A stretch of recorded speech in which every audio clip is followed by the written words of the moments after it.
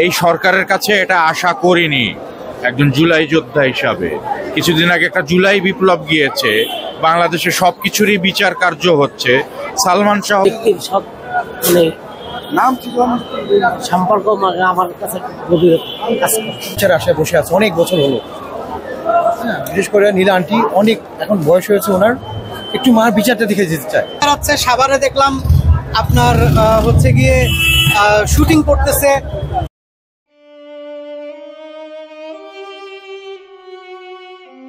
আমি এখন কথা বলবো সালমান শাহর প্রিয় বন্ধু শুভ ভাইয়ের সাথে। উনিও আজকে যে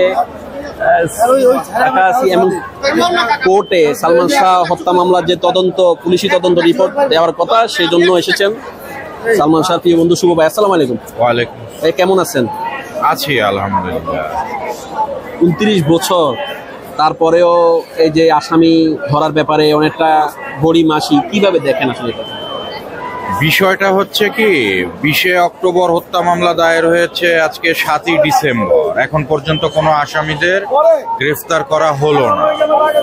হ্যাঁ, এটা কেন গ্রেফতার করা হলো না এটা আমরা বুঝতে পারছি, কেন গ্রেফতার করা হলো না। আমি একজন জুলাই যোদ্ধা, জুলাই যুদ্ধে আমার বাঁ পায়ে গুলি খেয়েছি। তো এই সরকারের কাছে আশা করেছিলাম সালমান শাহ হত্যাকারীদের দ্রুত গ্রেফতার করে বিচার কার্য শুরু করবে, কিন্তু আসামি এখন গ্রেফতার করা হলো না এখন পর্যন্ত। আবার এই হত্যাকাণ্ডের 4 নম্বর আসামি ডন, সে কিছুদিন আগে ভাইরাল হলো যে সে শুটিং করছে, প্রশাসন নাকি তাদের খুঁজে পাচ্ছে না, তা ডনকে দেখা গেল শুটিং করছে। তো এই যে এগুলো মিলিয়ে যে বিষয়টা দেখা গেল, আসামিদের এখন পর্যন্ত গ্রেফতার করা হলো না, এটা এই সরকারের কাছে একজন জুলাই যোদ্ধা হিসেবে আমি আশা করিনি। আমি জুলাই যুদ্ধে নেমেছিলাম, আমার বায়া পায়ে গুলি খেয়েছি, গুলিটা তো আমার মাথায়ও লাগতে পারত, তাহলে শহীদ হয়ে যেতাম। তো ভাই, আপনি একটা পোস্টার ধরে আছেন, ব্যানার, যেখানে সালমান শাহ মায়ের একটা ছবি আছে এবং 30 বছর ধরে একজন মায়ের যে কষ্ট, নামাজের বিছানায় কেঁদে কেঁদে যে চোখের পানি, আসলে এটা কি ভিটা যাচ্ছে নাকি? কি মনে হয় আপনার? তাই তো মনে হচ্ছে। সালমান শাহর একজন হত্যাকারীকেও এখন পর্যন্ত গ্রেফতার করা হলো না। আজকে 7ই ডিসেম্বর তদন্ত রিপোর্ট জমা দেওয়ার জন্য, তা হত্যাকারীদের গ্রেফতার করলো না, কি তদন্ত রিপোর্ট জমা দিল? তো জিনিসটা একেবারে ঝুলে গিয়েছে। এই সরকারের কাছে এটা আশা করিনি একজন জুলাই যোদ্ধা হিসাবে। কিছুদিন আগে একটা জুলাই বিপ্লব গিয়েছে, বাংলাদেশে সবকিছুরই বিচার কার্য হচ্ছে। সালমান শাহ হত্যার আসামিদের এখনো কেন গ্রেফতার করা হলো না? সরকারের পর সরকার আছে, সরকার যাচ্ছে। যদিও এবার ইউনূস সরকারের সময় আপনারা আশা করেছিলেন, যেহেতু এটা আত্মহত্যা থেকে হত্যা মামলায় কনভার্ট হয়েছে, তো এখনো দেখতেছি সেই যে আবার ডিলের পথে চলে যাচ্ছে। আবার সামনের মাসের 13 তারিখে তদন্ত রিপোর্টের ডেট নিয়েছে, আমি যতটুকু জানলাম। এই যে এটা আশা করিনি, বর্তমান সরকারের কাছে এটা আশা করিনি একজন জুলাই যোদ্ধা হিসাবে। আমি একজন জুলাই যোদ্ধা, এই সরকারের কাছে এটা আশা করিনি। তো মাননীয় প্রধান উপদেষ্টাকে অনুরোধ করছি একজন জুলাই যোদ্ধা হিসাবে এবং সালমান শাহর বন্ধু হিসাবে অনুরোধ করছি, মাননীয় উপদেষ্টা দ্রুত সালমান শাহ হত্যাকারীদের গ্রেফতার করার ব্যবস্থা করুন। আপনি তো সালমান শাহ প্রিয় বন্ধু, সবচেয়ে কাছের বন্ধু। আমরা নায়ক সালমান শাহকে দেখেছি, কিন্তু ব্যক্তি সালমান শাহকে আমরা জানি না। আপনি তো ব্যক্তি সালমান শাহকেও ভালোভাবে জানান, ব্যক্তি সালমান শাহ কেমন ছিল? সে তো একটা অমায়িক ছেলে ছিল, একটা ভদ্র ছেলে। ওর মতো ভদ্র ছেলে হয়ই না, একটা ভদ্র ছেলে। এই ছেলেটাকে হত্যা করে দেয়া হয়েছে। সালমান শাহ হত্যা হওয়ার কিছুদিন আগেও আপনার সাথে কথা হয়েছিল, খুব হাসি খুশি ছিল। এটা যদি দর্শকদের জন্য শেয়ার করতেন সেই ঘটনা। ও হাসি খুশি ছেলে, ও সবসময় হাসি খুশি ছিল। এরকম একটা ছেলেকে হত্যা করা হয়েছে। এখন বিষয়টা হচ্ছে হত্যাকাণ্ডের বিচার চায়।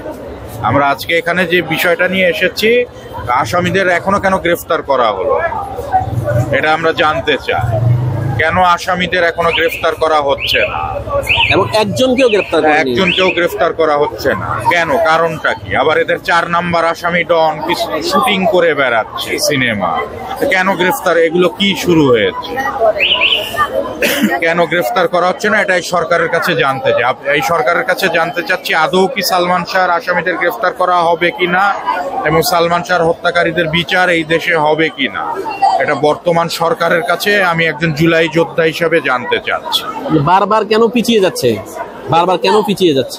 কেন, কি মনে হয় আপনার? পিছিয়ে যাচ্ছে প্রশাসনের গাফিলতির কারণে। এটাই তো এই সরকারের কাছে জানতে চাচ্ছি একজন জুলাই যোদ্ধা হিসেবে, যে কেন এমন হচ্ছে। ঠিক আছে শুভ ভাই, আপনাকে ধন্যবাদ। আশা করি পজিটিভ কিছু হবে। কোথা থেকে এসেছেন নাম যদি বলেন? আমি ঢাকার বাড়ি থেকে এসেছি, পুরো ঢাকার বাড়ি থেকে এসেছি, এবং উনি আমাদের কিংবদন্তি নায়ক এবং আমার সবচেয়ে প্রিয় নায়ক। ওনার মতো মানুষ আদৌ আসবে কিনা জানি না।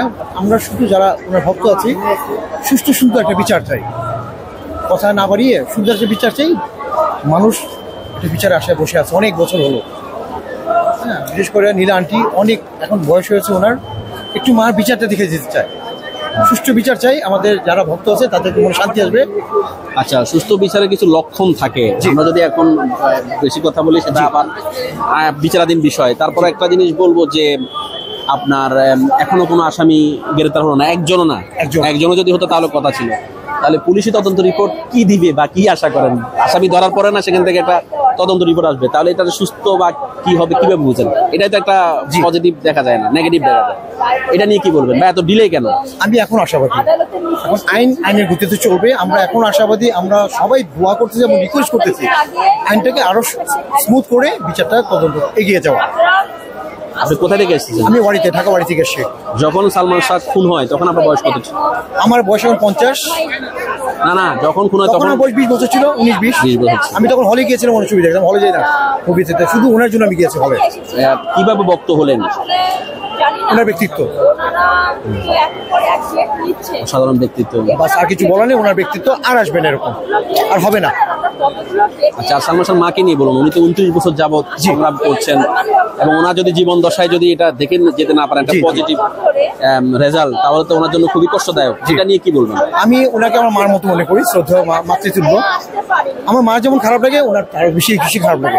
তো আমি চাচ্ছি আমার মা যদি খুশি হয়, ওনার মাও খুশি হবে।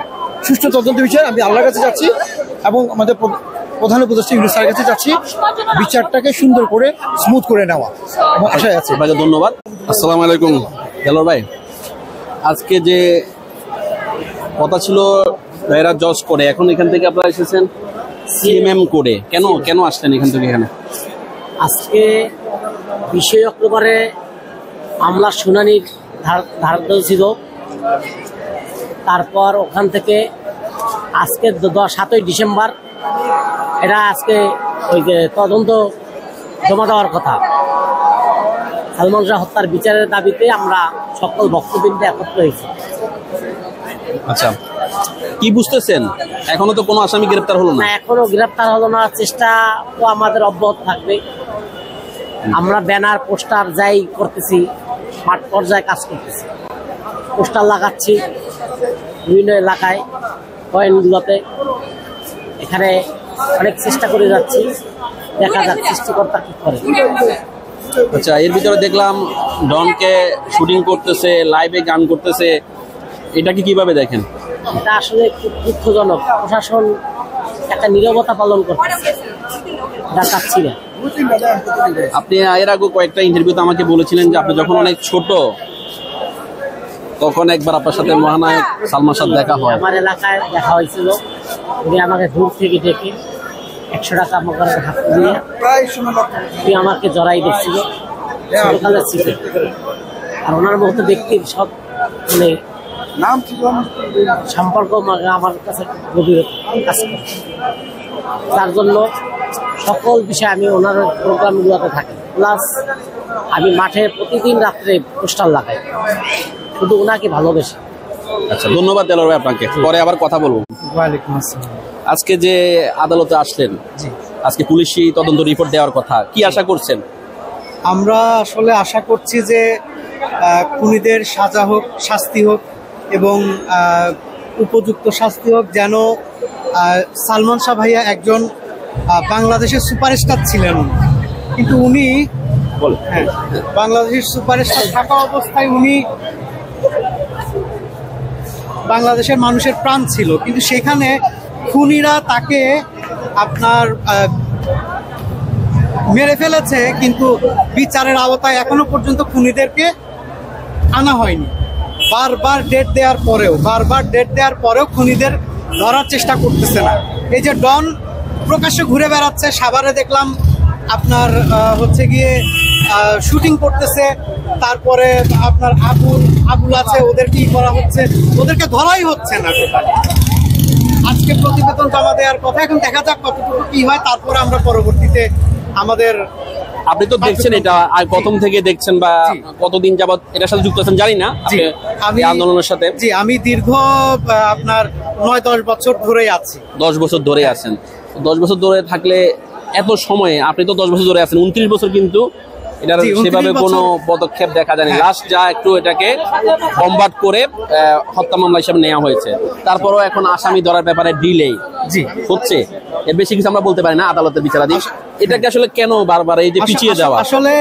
আসলে এটার একটাই কারণ, এখানে বিগত যে সরকার ছিলেন স্বৈরাচার, এবং ভারতের সেখানে ভারতেরও হাত ছিল সেখানে, এবং স্বৈরাচারের যে স্বৈরাচার সরকার এখানে জড়িত ছিলেন এবং ভারতের সরকারও হাত ছিলেন, সেজন্য আসলে বিচারটা হয় নাই। আর আজিজ মোহাম্মদ ভাই, উনি তো অনেক প্রভাবশালী মানুষ, সব জায়গায় সবকিছুতে টাকা পয়সা সবকিছু দিয়ে তারপরে মনে করেন ধামাচাপা দিয়ে রাখার চেষ্টা করে। কিন্তু আমরা ভক্তরা আছি, থাকবো, এবং যতক্ষণ পর্যন্ত এটার বিচার না হয় ততক্ষণ পর্যন্ত আমরা ফিল্ডে আছি। ইনশাল্লাহ ভালো কিছু হবে। ধন্যবাদ আপনাকে, ভালো থাকবেন। আপনার নাম এবং কোথা থেকে এসেছেন? আমি রাজ, সিরাজগঞ্জ থেকে। ধন্যবাদ আপনাকে।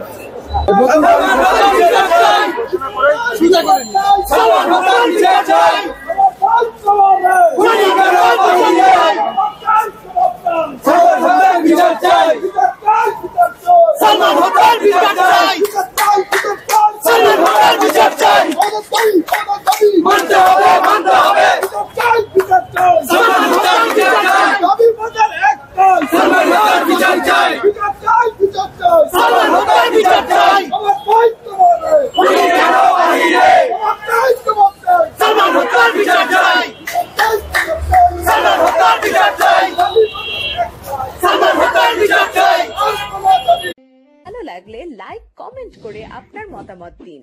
সাথে থাকার জন্য সাবস্ক্রাইব করুন এবং বেল বাটনটিতে ক্লিক করুন।